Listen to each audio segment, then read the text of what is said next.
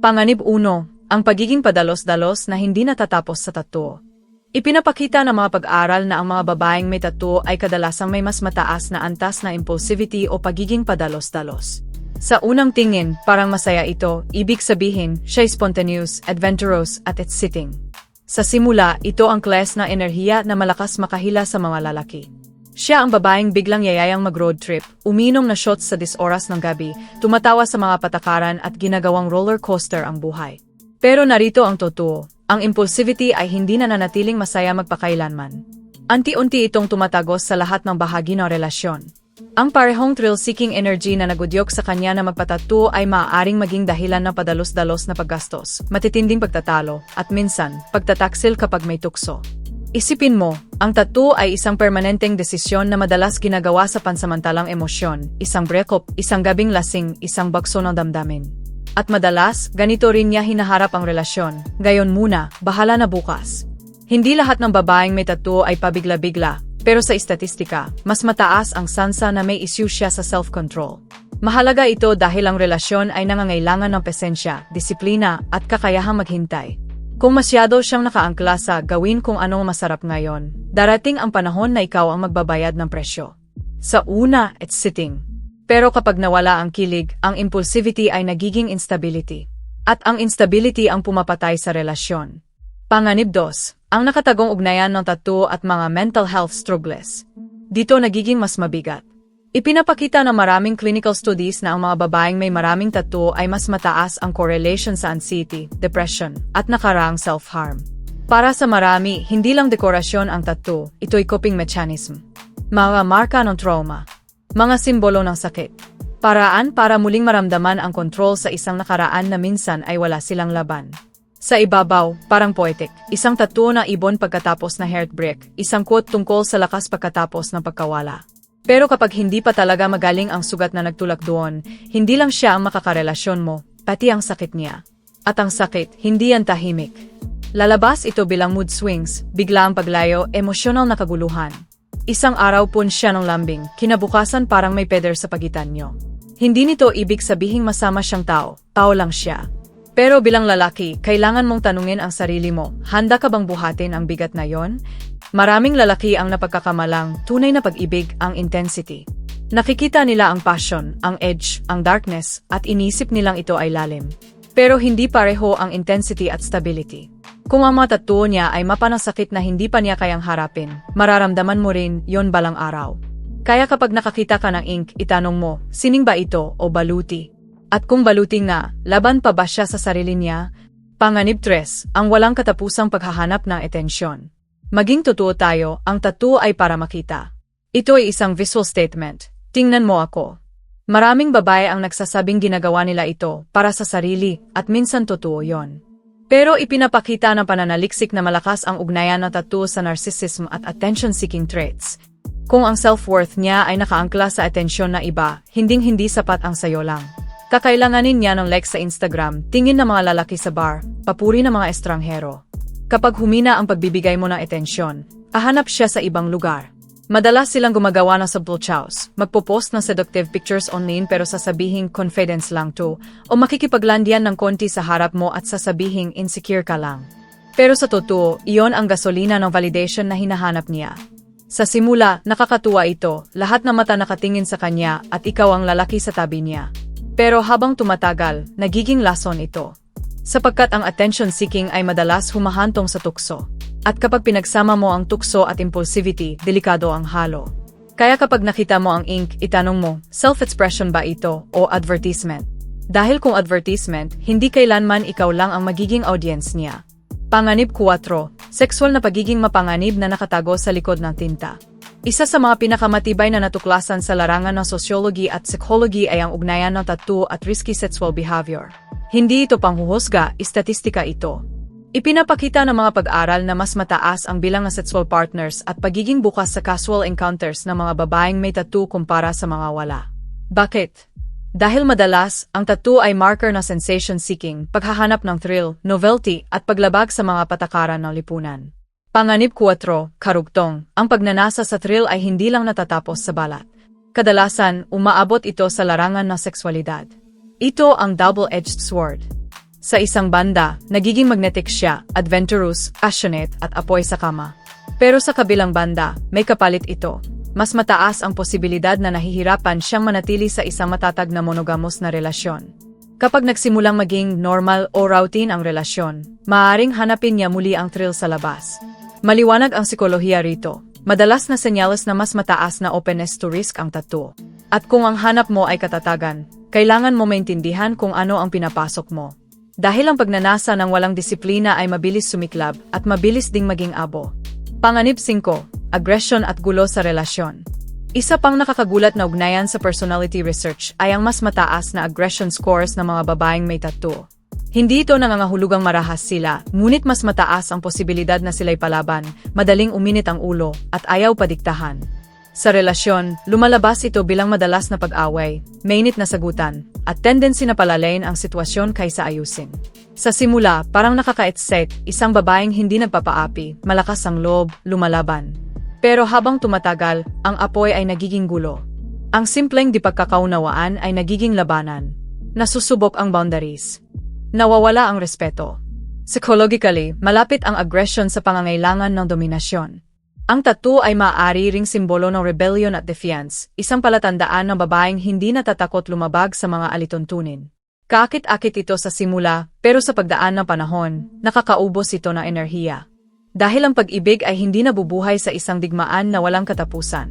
Panganib 6, mga tattoo bilang simbolo ng trauma at hindi pa gumagaling na sugat. Ito ang pinakamadilim sa lahat ng panganib. Ipinapakita ng clinical psychology na maraming tattoo, lalo na kung marami, ay may ugnayan sa trauma, abuso, at self-destructive behavior. Para sa maraming babae, hindi lang ito dekorasyon. Ito ay mga sugat na naisulat sa tinta.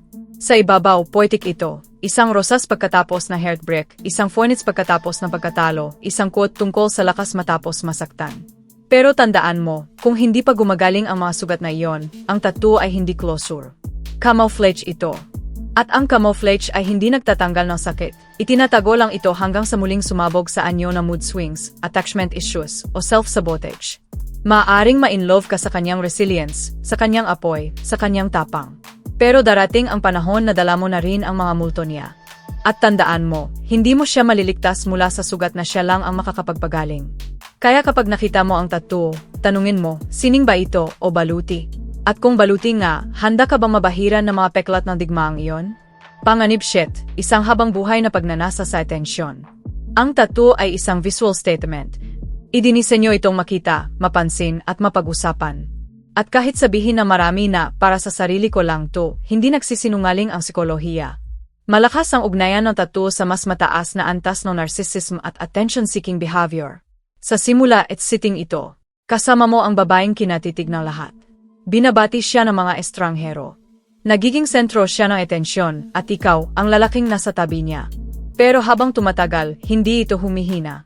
Lalong lumalakas. Magpo-post siya na mas revealing na mga larawan, manghihingi na mas maraming papuri, hahanap ng validation online. Dahil ang atensyon ang gasolina niya. At ang masakit na katotohanan? Baka hindi kailanman sapat ang atensyon mo. Ang tattoo ay parang permanenteng billboard, nag-anyaya ng tingin, ng papuri, ng tukso.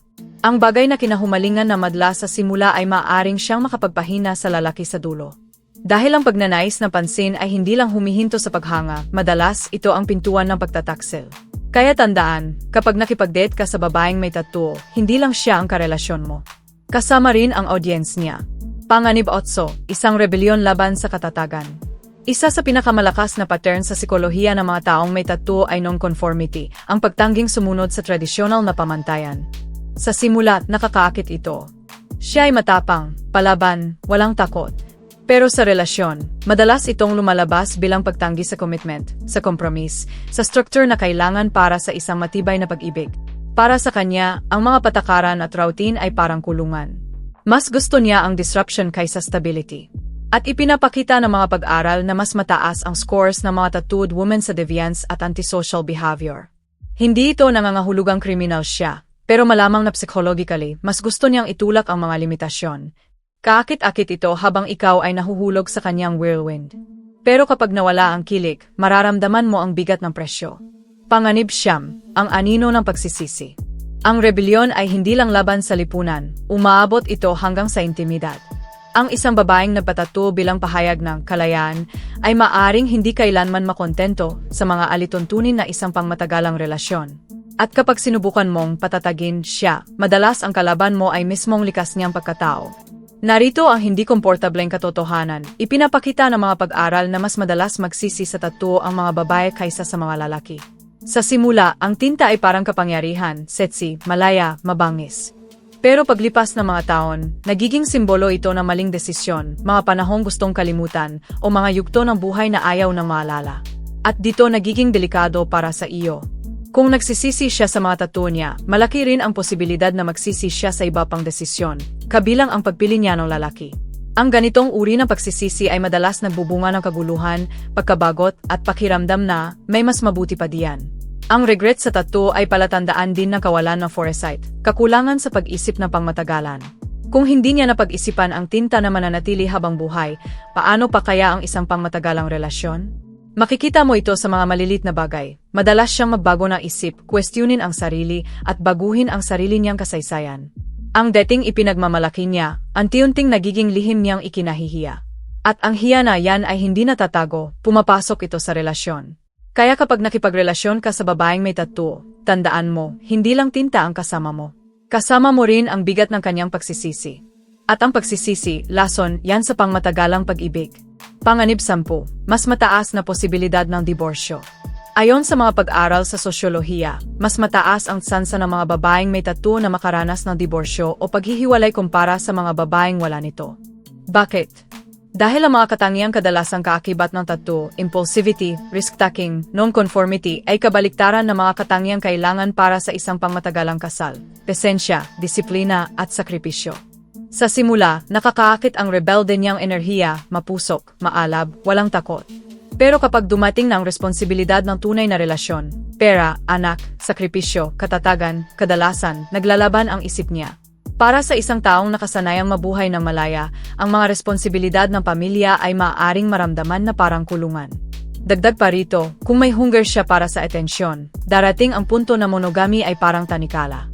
Hindi nawawala ang ganitong uhaw sa novelty dahil lang nagkasal kayo, madalas, lalo pa itong lumalakas kapag dumating ang routine.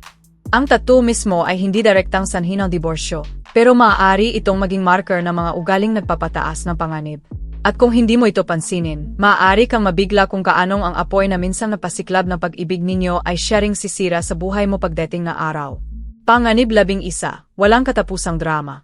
Ito na ang huling panganib, at marahil ang pinakamapanganib sa lahat. Ipinapakita ng mga pag-aral na mas mataas ang posibilidad ng mga babaeng may tattoo na mamuhay sa mga siklo ng kaguluhan at drama. Kadalasan, kakibat ng tattoo ang sensation-seeking, aggression, at emotional volatility. Kapag pinagsama mo ang mga ito, makakakuha ka ng taong nabubuhay sa bagyo. Para sa kanya, ang kapayapaan ay nakakabagot. Ang katahimikan ay parang kamatayan. Pero ang drama, iyon ang nagpaparamdam sa kanya na buhay siya. Sa simula, nakakabighani ito. Para kang hinihigop sa whirlwind na matinding damdamin. Alang tigil ang pagte-text, mga halik na parang huling pagkakataon, mga away na parang katapusan ng mundo. Pero habang tumatagal, mapapagod ka. Mabubuhay ka sa eggshells. Laging nangangapa kung gigising ka ba sa lambing o galit. Ang drama ang nagiging glue ng relasyon, away, selos, luha, halik, sigaw, tapos makeup sets.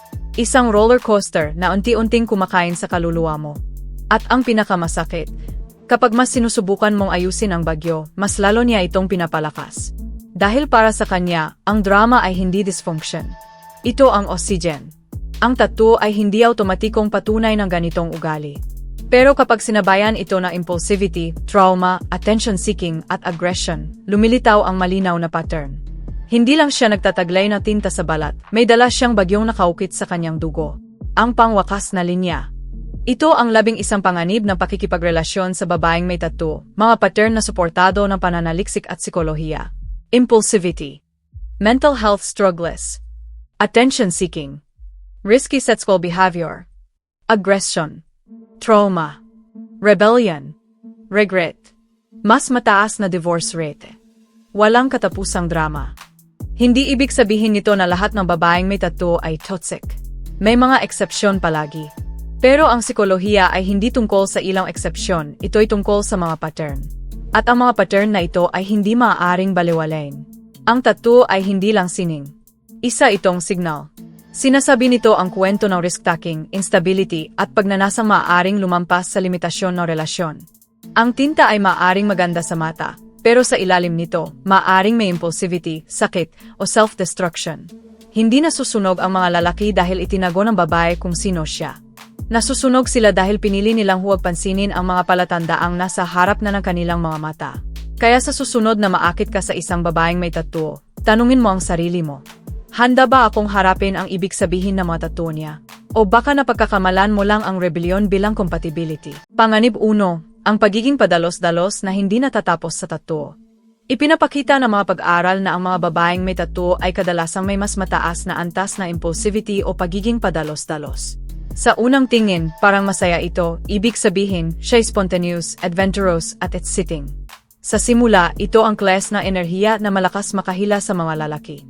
Siya ang babaeng biglang yayayang mag-road trip, uminom na shots sa 10 oras ng gabi, tumatawa sa mga patakaran at ginagawang roller coaster ang buhay.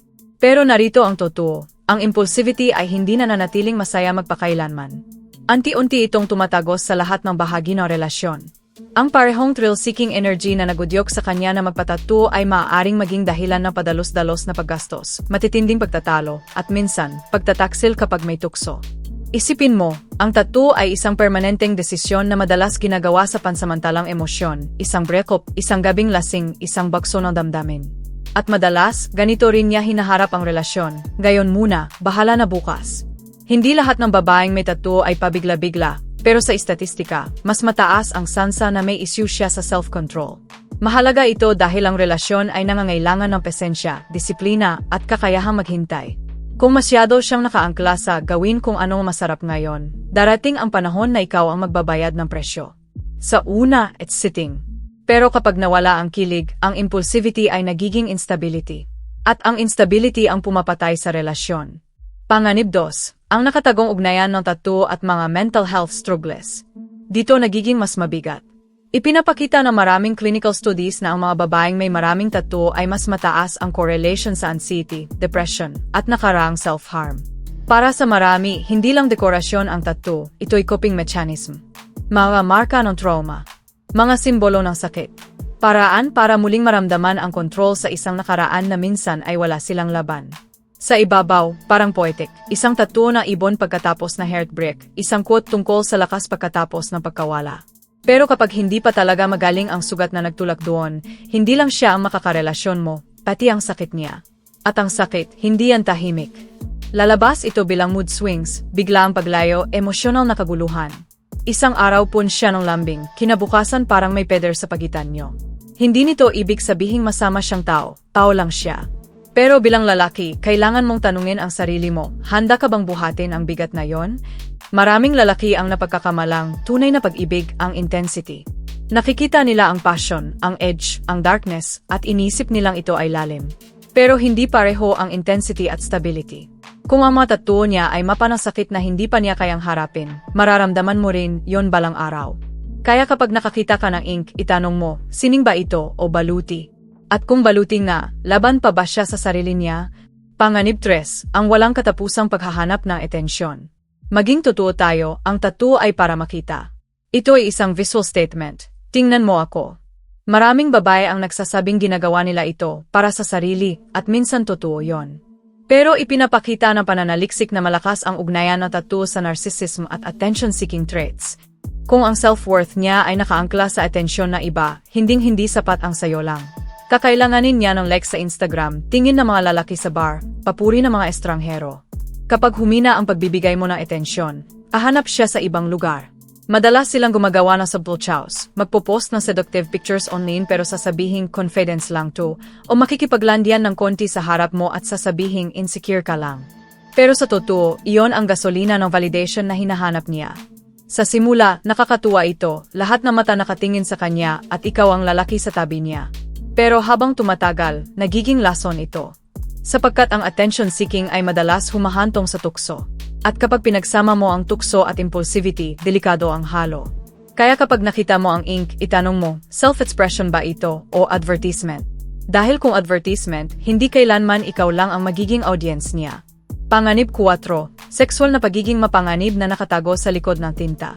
Isa sa mga pinakamatibay na natuklasan sa larangan ng sociology at psychology ay ang ugnayan ng tattoo at risky sexual behavior. Hindi ito panghuhusga, istatistika ito.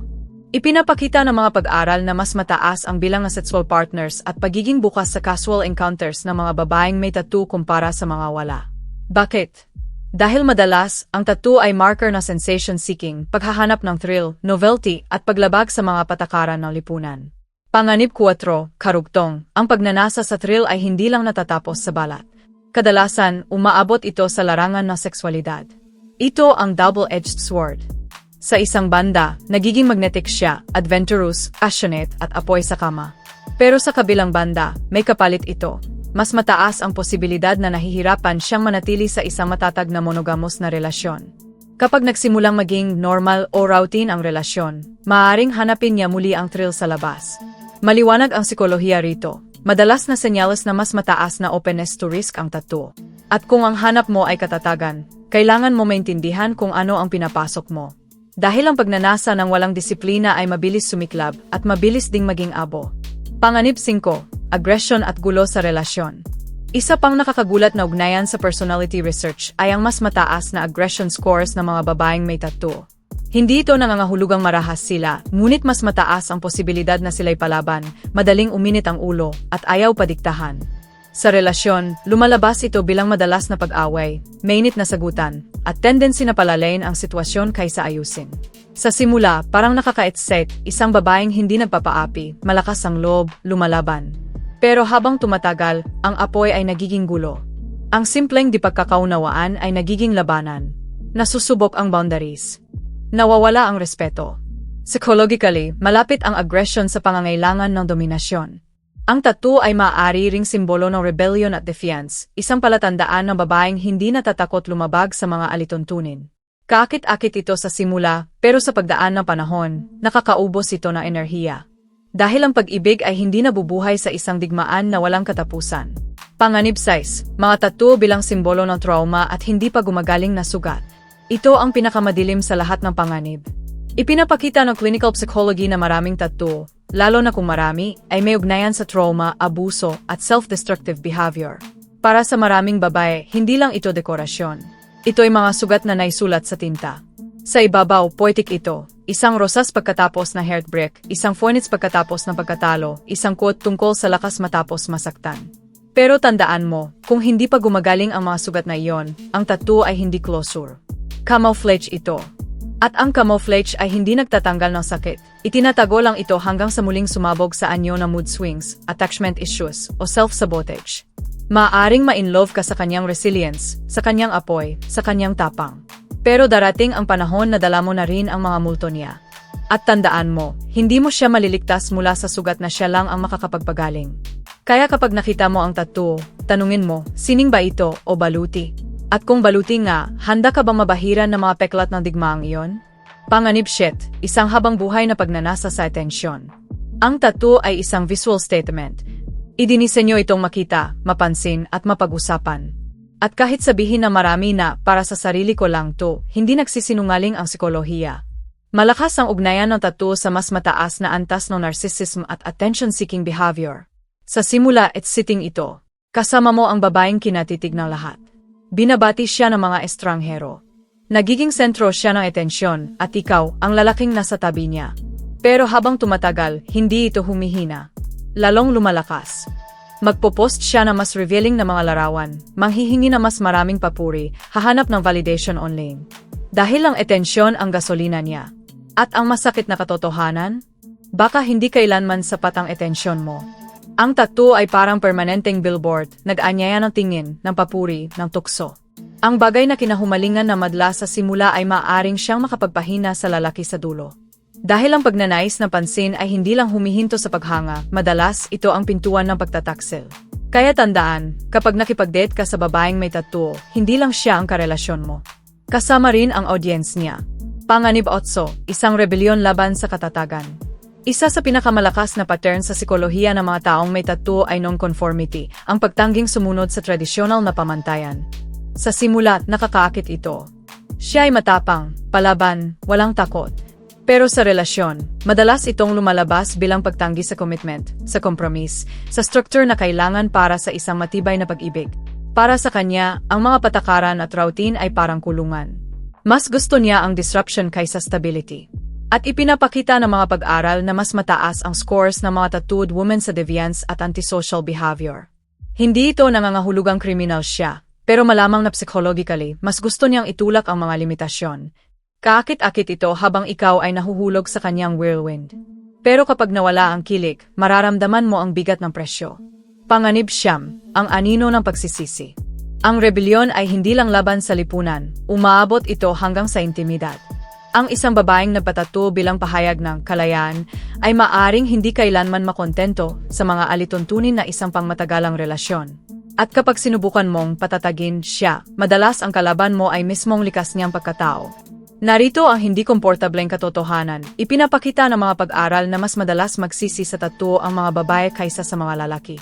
Sa simula, ang tinta ay parang kapangyarihan, sexy, malaya, mabangis. Pero paglipas ng mga taon, nagiging simbolo ito ng maling desisyon, mga panahong gustong kalimutan, o mga yugto ng buhay na ayaw na maalala. At dito nagiging delikado para sa iyo. Kung nagsisisi siya sa mga tattoo niya, malaki rin ang posibilidad na magsisi siya sa iba pang desisyon, kabilang ang pagpili niya ng lalaki.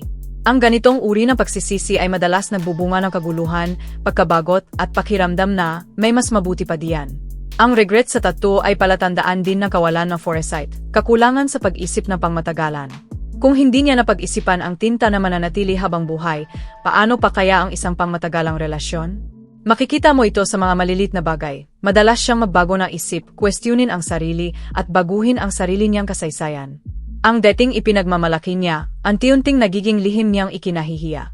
At ang hiya na yan ay hindi natatago, pumapasok ito sa relasyon. Kaya kapag nakipagrelasyon ka sa babaeng may tattoo, tandaan mo, hindi lang tinta ang kasama mo. Kasama mo rin ang bigat ng kanyang pagsisisi. At ang pagsisisi, lason, yan sa pangmatagalang pag-ibig. Panganib 10, mas mataas na posibilidad ng diborsyo. Ayon sa mga pag-aral sa sosyolohiya, mas mataas ang tsansa ng mga babaeng may tattoo na makaranas ng diborsyo o paghihiwalay kumpara sa mga babaeng wala nito. Bakit? Dahil ang mga katangiang kadalasang kaakibat ng tattoo, impulsivity, risk-taking, non-conformity ay kabaliktaran ng mga katangiang kailangan para sa isang pangmatagalang kasal, pasensya, disiplina at sakripisyo. Sa simula, nakakaakit ang rebelde niyang enerhiya, mapusok, maalab, walang takot.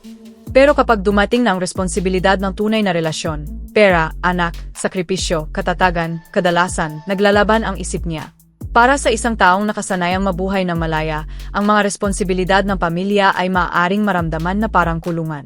Dagdag pa rito, kung may hunger siya para sa atensyon, darating ang punto na monogamy ay parang tanikala.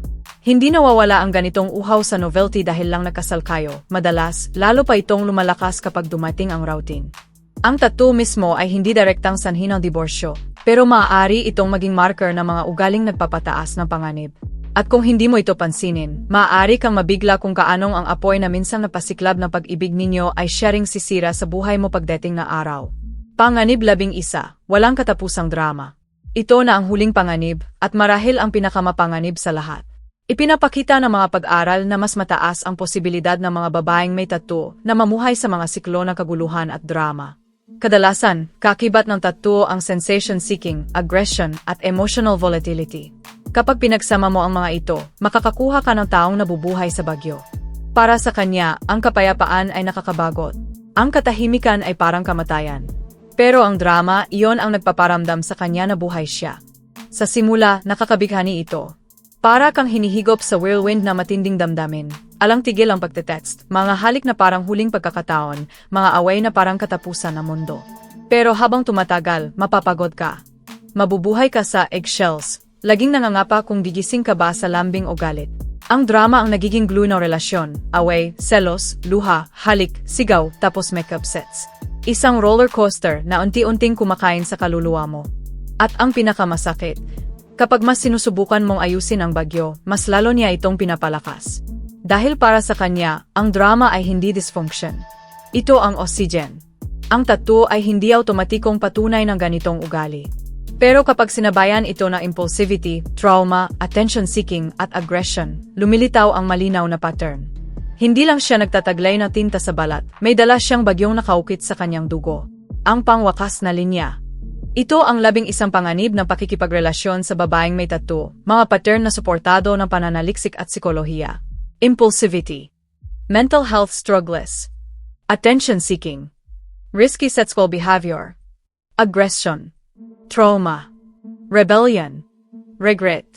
Mas mataas na divorce rate. Walang katapusang drama. Hindi ibig sabihin nito na lahat ng babaeng may tattoo ay toxic. May mga eksepsyon palagi. Pero ang psikolohiya ay hindi tungkol sa ilang eksepsyon, ito'y tungkol sa mga pattern. At ang mga pattern na ito ay hindi maaaring baliwalain. Ang tattoo ay hindi lang sining. Isa itong signal. Sinasabi nito ang kwento ng risk-taking, instability, at pagnanasang maaaring lumampas sa limitasyon ng relasyon. Ang tinta ay maaaring maganda sa mata, pero sa ilalim nito, maaaring may impulsivity, sakit, o self-destruction. Hindi nasusunog ang mga lalaki dahil itinago ng babae kung sino siya. Nasusunog sila dahil pinili nilang huwag pansinin ang mga palatandaang nasa harap na ng kanilang mga mata. Kaya sa susunod na maakit ka sa isang babaeng may tattoo, tanungin mo ang sarili mo. Handa ba akong harapin ang ibig sabihin ng mga tattoo niya? O baka napagkakamalan mo lang ang rebellion bilang compatibility?